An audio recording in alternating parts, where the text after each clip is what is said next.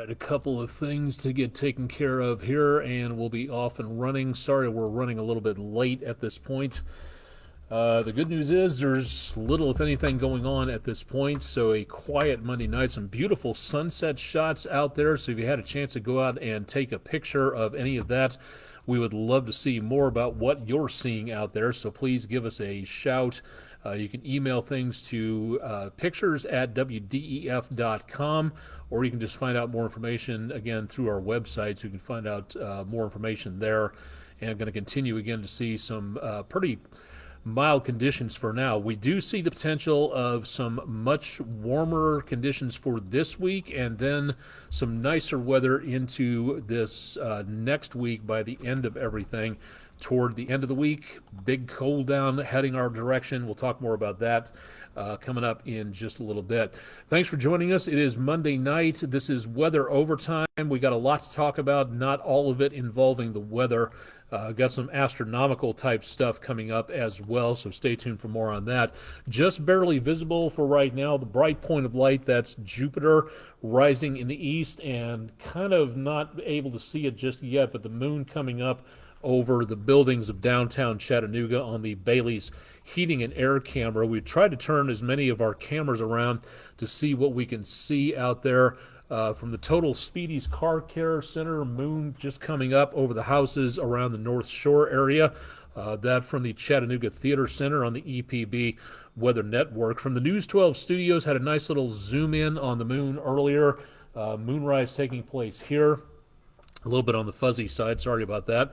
If you have the opportunity to go out and take a picture, please do, because it's a marvelous evening out there. Hardly any traffic at 153.64. A few folks out and about for tonight.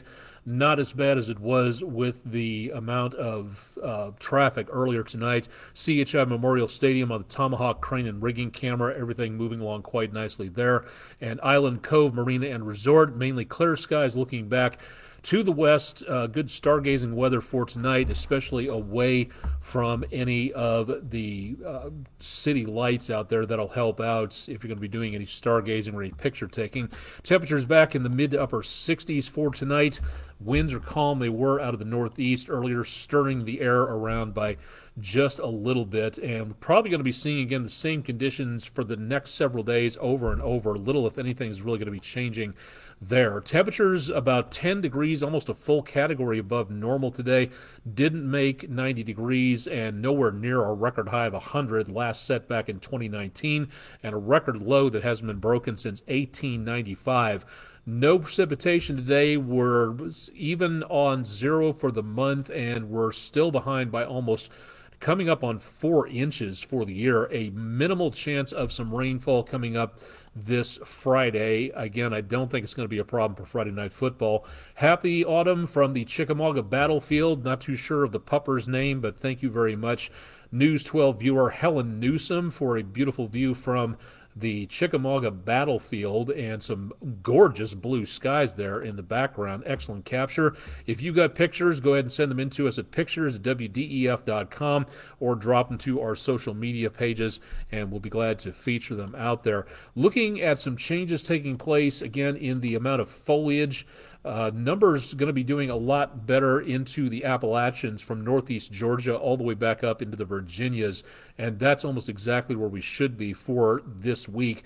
The rest of the area starting to turn, but really not seeing a lot just yet. As we go into the next couple of weeks, much more color taking place within about 2 weeks or so. And then we see everything past peak as we get into the first week of November. So we've got a minimal window here coming up of what should be some pretty good amounts of color in the trees. And again, should be getting some good pictures of that as well into the course of the next couple of days. The Greater Chattanooga Orthodontics bus stop forecast, cool tomorrow morning, maybe some patchy fog and a few light clouds. Otherwise, looking at a beautiful trip home for the kids back into the mid to upper 80s yet again. Likewise, if you're heading out to catch catch a fish, take a hike, do some wildlife, bird watching, whatever it is you're doing. It's going to be gorgeous out there again, but take that extra water bottle along, as we will be seeing some very warm conditions. And hitting the links, it's going to be a very toasty day, so take along the extra water bottle. You will not need the sweater or the jacket tomorrow. Temperatures back in the mid-80s. This weekend, that excuse me, could be a much different story. We'll talk about that coming up here in just a little bit. The best amount of rainfall we were able to pick up is all the way down to around Florida and around the Gulf Coast area, so we'll see a little bit of activity down here. High pressure dominating the eastern half of the country. Next storm system on the way, and that's going to be making its way into the southeast United States. Another push of colder air, another punch of this 1-2 storm system will be diving out of the northwest and out of the northwestern territories, in fact, all the way down from Alaska, and that's going to push all that colder air down this way, and that's going to be seeing a big impact on our temperatures. Now, in the next couple of days, not so much. Lows this morning into Tuesday morning, mid to upper 50s, highs in the mid to upper 80s. Take what I just said there, repeat it for the next several days, and you got an idea as to what's coming our direction. Mid to upper 50s for Wednesday morning, mid to upper 80s for Wednesday afternoon, mid to upper 50s for Thursday morning, mid to upper, let's see where to go, lower to mid 80s for Thursday. And looking back to the west, far side over here, chances of showers and thunderstorms into and through the mid-Mississippi Valley. That's where we will see again that potential for some showers way over this direction, but that is going to be heading our way. Not a great guarantee that we're going to be seeing a lot of anything changing in the way of any precipitation. Matter of fact, much of what we're going to be looking at for now, putting this into motion, time and date stamp up here, and this is where we see again, we'll stop this on about Friday, and the chances of rainfall that we're going to be picking up are going to be not great, to say the least.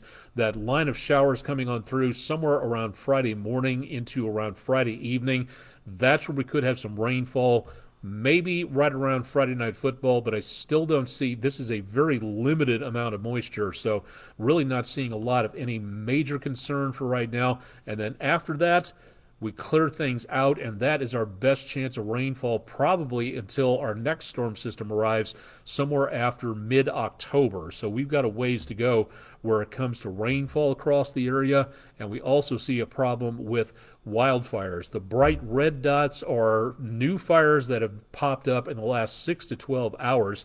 Now, a lot of these could be considered agricultural fires, farmers burning off the fields and getting rid of the stubble or whatever waste products they have from anything that's growing out there. But there is still a lot going on, and it is very good weather for fires to get started. So the wildfire season will be continuing, and again, we're not seeing anything in the way of really hope for right now in the way of cooler temperatures until we get into around next week. The next 6 to 10 days is showing a big drop in the temperatures, and you can see that very easily as we take a look at the 7-day forecast. The numbers, mid-80s, well above normal. Again, you saw the almanac a few minutes ago.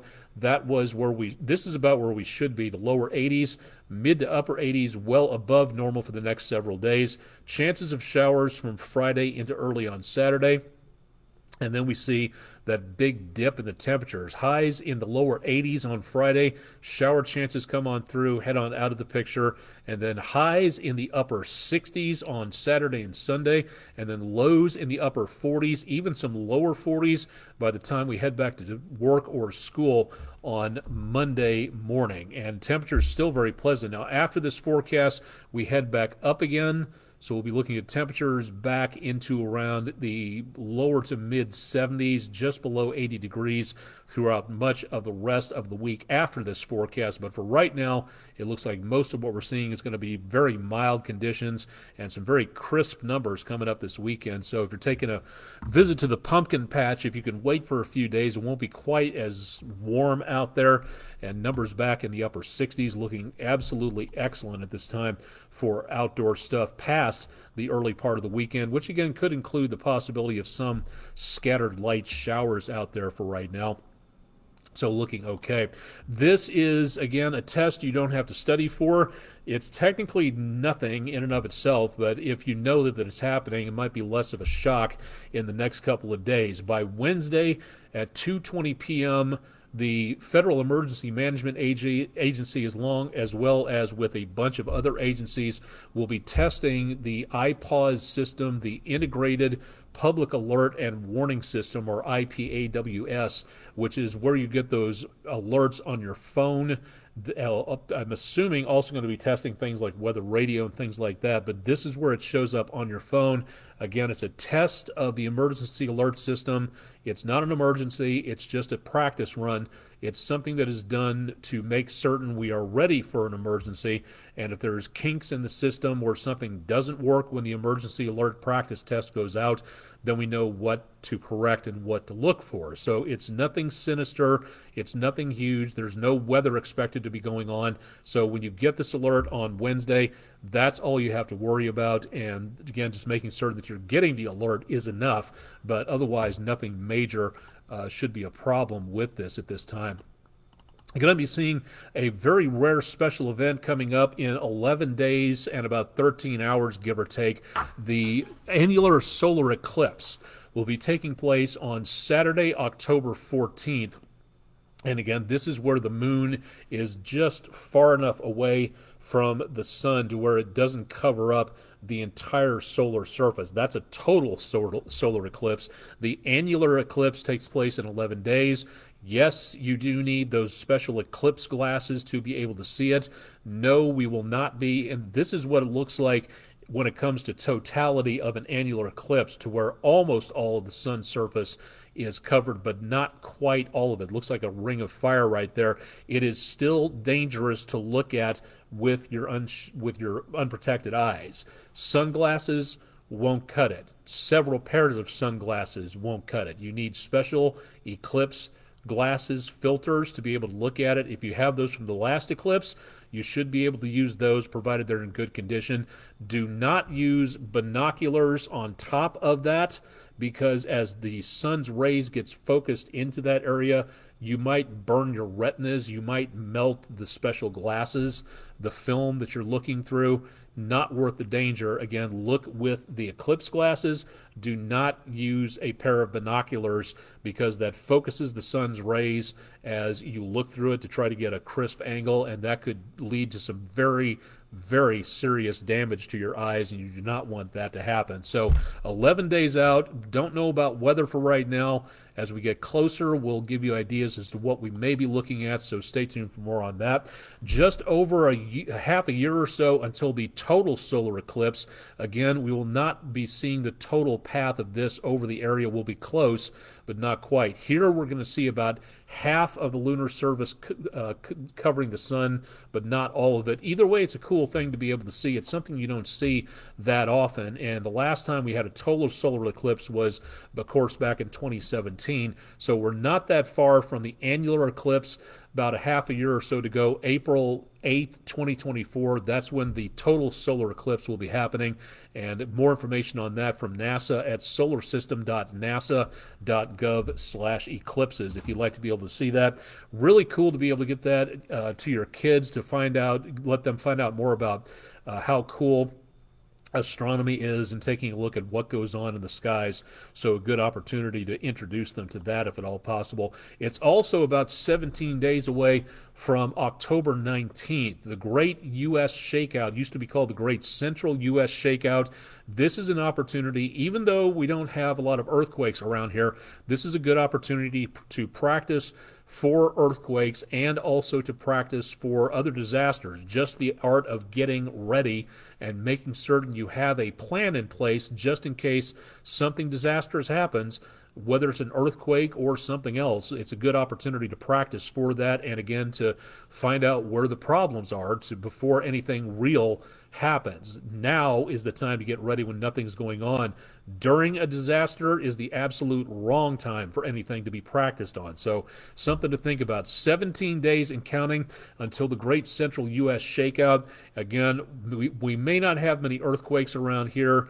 A lot of that happens back towards South Carolina, Chesapeake Bay, back toward the New Madrid Fault, the San Andreas Fault, places like that, where you have a lot more fault lines and therefore a lot more earthquakes. But nice opportunity to get ready. Nice opportunity if you have students to make certain they know what's going on. So October 19th, 17 days away.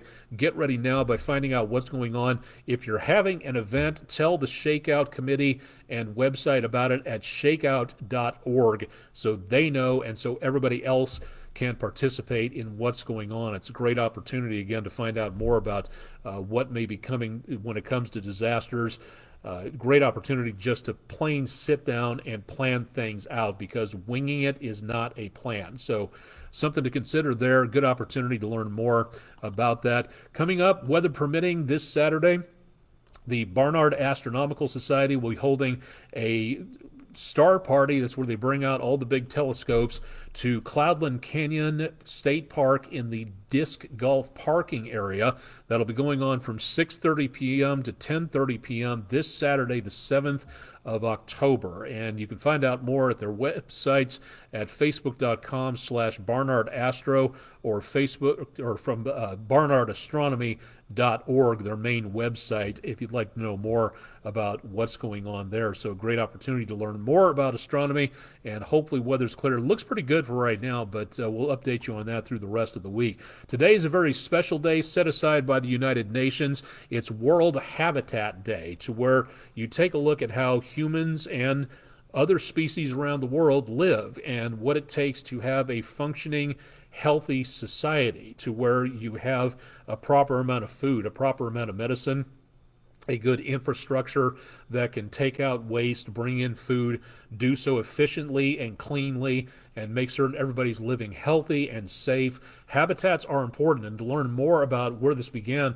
back in 1986 in Nairobi, Kenya, the first theme was "Shelter is my right." Finding out ways of getting proper shelter for everybody in the world is something they focus on. Most people nowadays live in cities. About 3 out of 4 people, if I'm not mistaken, live in urban areas. So it's important to know how to power that, how to get clean food, air, and water to those areas so that people are able to live in those locations. If you'd like to know more about this, head to the United Nations at un.org or go to my social media pages, and you can find out more about how to protect everyone's habitat and find out a little bit more about what's going on with it comes to anything in the way of making certain that we have clean conditions out there for everyone to be able to take a look at. It's very important, again, to have opportunities like that for everyone. So World Habitat Day is a very good opportunity to have that done.